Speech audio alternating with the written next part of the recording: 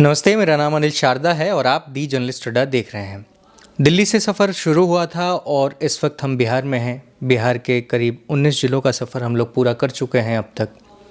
बीच में थोड़े दिनों के लिए जो सफ़र था वो रुका हुआ था क्योंकि बिहार में कोरोना को लेकर के सेकंड फेज़ में एक लॉकडाउन लगा हुआ था और अब तीसरे फेज़ का लॉकडाउन शुरू हो गया है। फिर भी इस कोरोना काल में हम लगातार बिहार के अलग अलग जगहों पे जा रहे हैं, चीज़ों को समझने की कोशिश कर रहे हैं, यहाँ की राजनीति को जानने की कोशिश कर रहे हैं। और जो एक सीधी सादी समझी गई चीज़ है कि बिहार नेतृत्व की वजह से मार खा रहा है, क्योंकि बिहार में कोई ऐसा एक नया नेता नहीं है जिसको लेकर के ये कहा जा सके कि ये बिहार के भविष्य हो सकते हैं, क्योंकि वही एक रटी रटाई चीज़ है, या तो लालू या फिर नीतीश या फिर एनडीए के साथ गठबंधन में जो लोग हैं। इन सब के बावजूद आज हम बातचीत करने के लिए आए हैं ललन कुमार जी के यहाँ। ललन कुमार जी कांग्रेस के पुराने नेता रहे हैं, अब भी नेता हैं और 2011 से लेकर 13 में यूथ कांग्रेस के प्रेसिडेंट भी रहे हैं। 2015 में इन्होंने चुनाव भी लड़ा था, 18,000 वोट भी पाया था। बात यह है कि उस समय ये निर्दलीय लड़े थे, कांग्रेस में रहते हुए भी आपसी सहमति के बाद भागलपुर के सुल्तानगंज विधानसभा से 18,000 वोट उस समय पाए थे और दोबारा से 2020 के इलेक्शन में ये चुनाव लड़ने की तैयारी कर रहे हैं।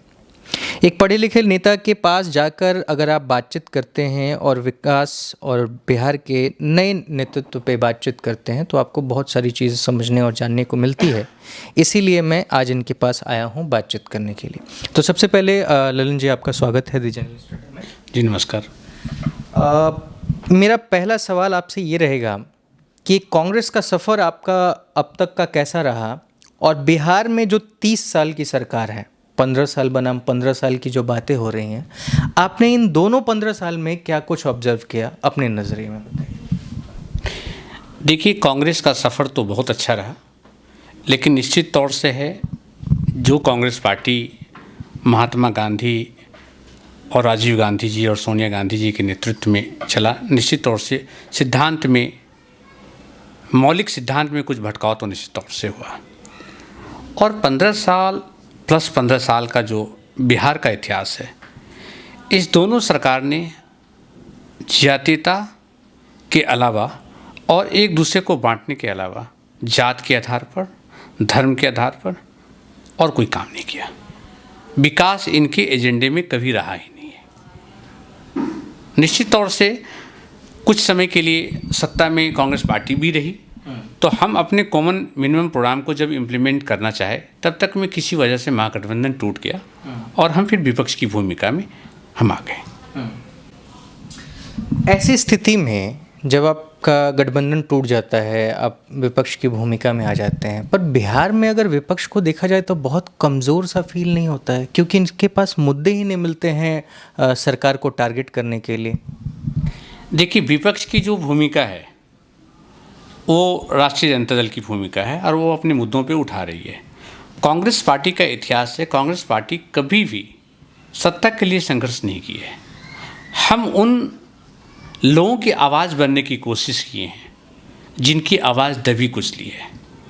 हमने कभी जात धर्म की राजनीति नहीं की।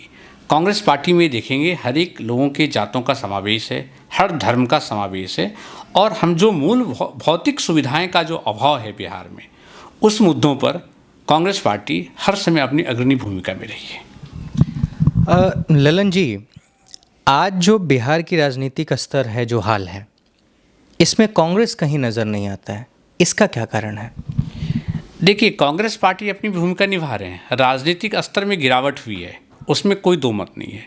हर फील्ड में, हर चीज़ में गिरावट हुई है, चाहे वो राजनीतिक स्तर हो, चाहे वो मीडिया जो समाज का चौथा स्तंभ कहलाता है, उसमें भी गिरावट हुई है। गिरावट तो निश्चित तौर से उसके लिए जिम्मेवार समाज है, क्योंकि समाज जब विकास के नाम पर वोट करने लगेगा तो सबकी स्थिति चेंज होगी।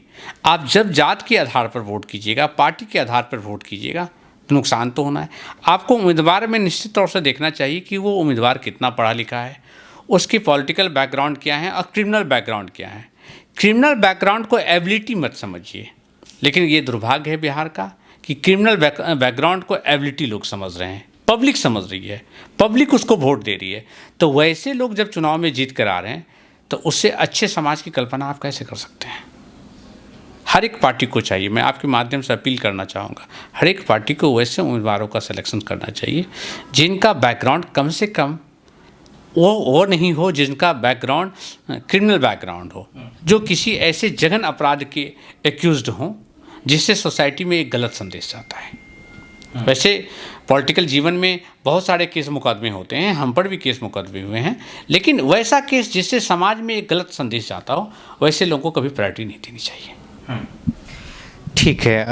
बिहार में आपकी पार्टी गठबंधन में है, दो बड़ी पार्टियां गठबंधन में कह सकते हैं, आरजेडी, कांग्रेस, और बाकी जो छोटी छोटी पार्टियां हैं उसके साथ अलायंस में अपने सरकार को बनाने की तैयारी में है।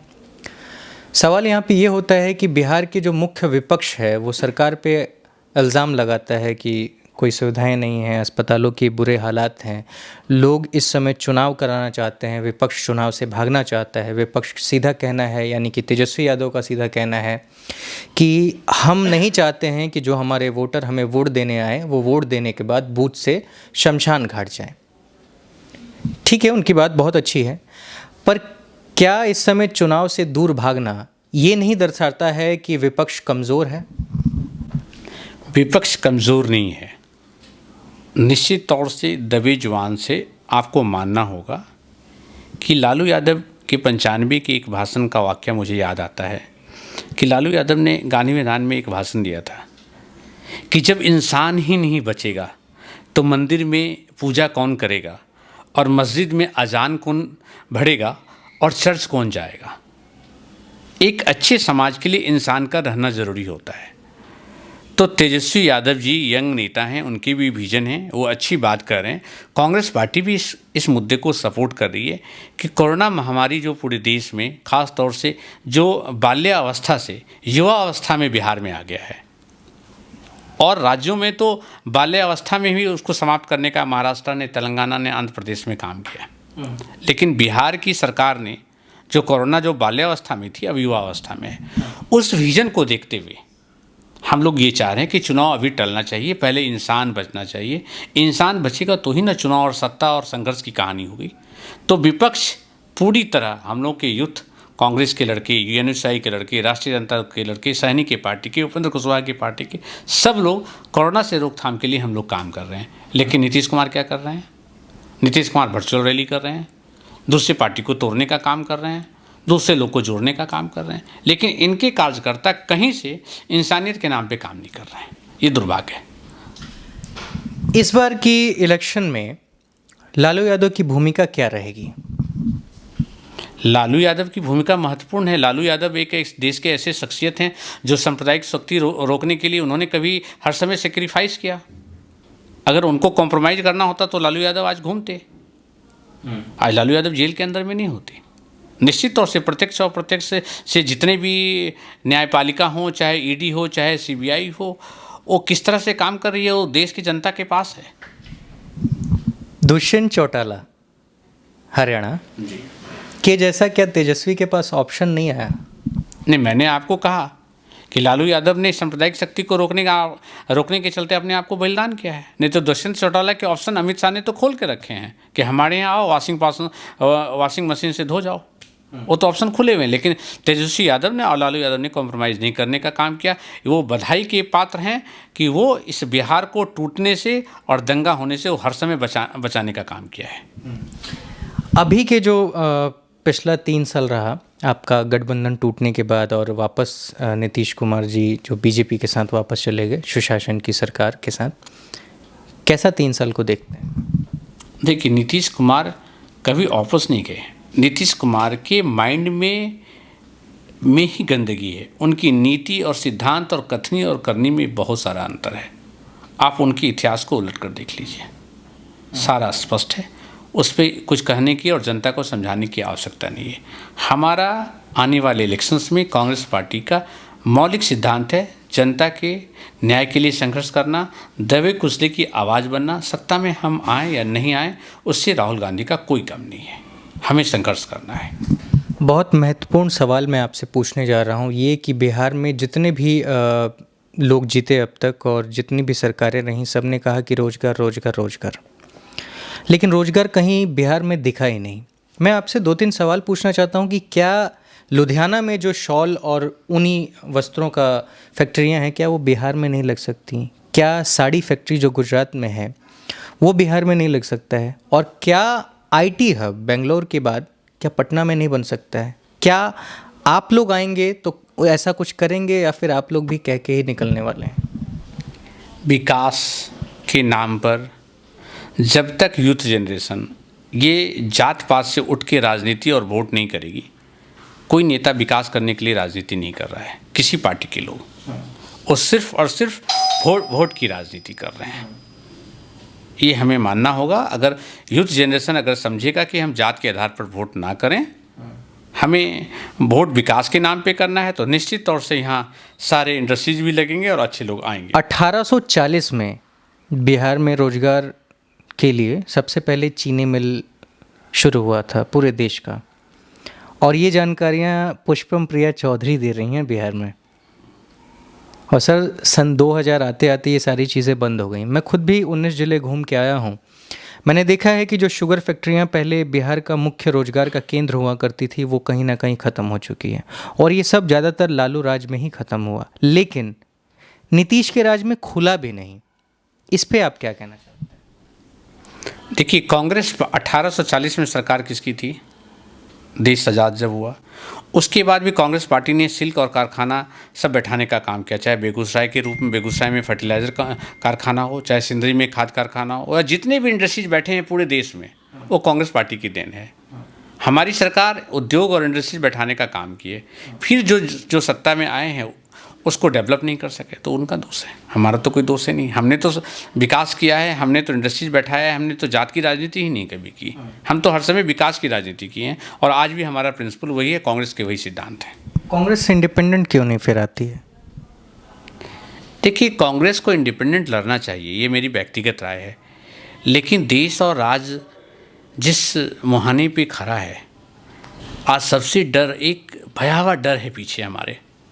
वो डर है देश की एकता और अखंडता का सवाल है। एक हिंदुस्तान एक गुलदस्ता की तरह है जिसमें हर तरह के फूल लगे हैं। मैं भी मानता हूं कि कांग्रेस पार्टी को इंडिपेंडेंट चुनाव लड़ना चाहिए, लेकिन जब वो भयावह चेहरा देखता हूं कि देश टूटने की कगार पर है, जो शक्ति देश में काम कर रही है वो जात और धर्म के नाम पे टूटने का काम कर रहा है। जिस चीज़ को मेरे पूर्वजों ने, मेरे बाप दादाओं ने बलिदान दिए देश को, एकता को और अखंडता को बचाने के लिए, आज एक शक्ति तोड़ने का काम कर रही है। इसलिए कांग्रेस पार्टी कंपल्सन्स के साथ, हम महागठबंधन के साथ हैं, हमारी मजबूरियां हैं, नहीं तो निश्चित तौर से कांग्रेस पार्टी अकेले चुनाव लड़ती। ठीक है, आखिरी सवाल रहेगा मेरा आपके उस विधानसभा से जहां से आप दोबारा चुनाव लड़ने की तैयारी में हैं और एक बार चुनाव लड़ चुके हैं, सुल्तानगंज भागलपुर का विधानसभा। इस बार कैसी तैयारी है और क्या कुछ प्लानिंग्स हैं? देखिए, तैयारी, मौलिक मुद्दा हमारा है श्रावणी मेला, एक अंतर्राष्ट्रीय मेला है, उसको घोषित करवाना, और वहाँ के जो गरीब कुचले हैं, और भागलपुर सिल्क नगरी के रूप में जाना जाता था, वहाँ के सिल्क के उद्योग बंद किए गए हैं, और सिल्क उद्योग चलाना ये मेरा मुद्दा है। इसी मुद्दे को लेकर हम चुनाव में जाएंगे। शिक्षा का स्तर कैसा है आपके विधानसभा में? क्योंकि मैं अभी तक गया नहीं हूँ और मैं जल्द ही वहाँ पे जाने वाला हूँ, तो मैं पहले से ही जान लेना चाहता हूँ कि एक जो पहले से आप प्रत्याशी रह चुके हैं, चुनाव लड़ चुके हैं और दोबारा से आपकी प्लानिंग है, तो शिक्षा का स्तर जो बिहार में मैं देख पा रहा हूँ कि आज भी प्राइमरी स्कूलों में 40 साल पहले भी और आज भी बच्चे ज़मीन पर बैठने को मजबूर हैं, पंखे नहीं हैं, या मिड डे मील के जो हालात हैं वो तो आप जानते ही हैं। कैसी स्थिति रहेगी जब आप लोग आएंगे दोबारा से? कुछ नई चीज़ें क्या लेके आने वाले हैं? क्या उन स्कूलों में स्मार्ट क्लासेस नहीं बन सकता है?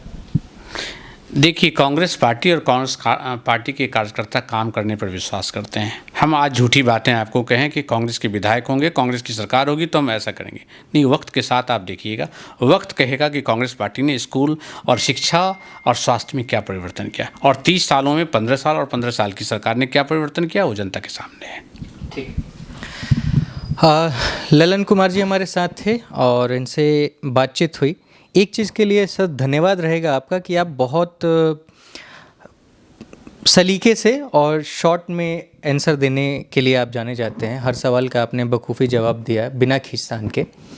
ये बड़े कम देखने को मिलता है बिहार के नेताओं में, और जब आप शिक्षित नेताओं के पास जाएंगे तो ये चीज़ें आपको मिलेंगी ज़रूर। फिलहाल इस वीडियो में सिर्फ इतना ही। मेरा नाम अनिल शारदा है, आप दी जर्नलिस्ट अड्डा देख रहे हैं। जल्द ही एक नई जगह से नई वीडियो नए नेता के साथ आपको देखने को मिलेगी। तब तक के लिए धन्यवाद।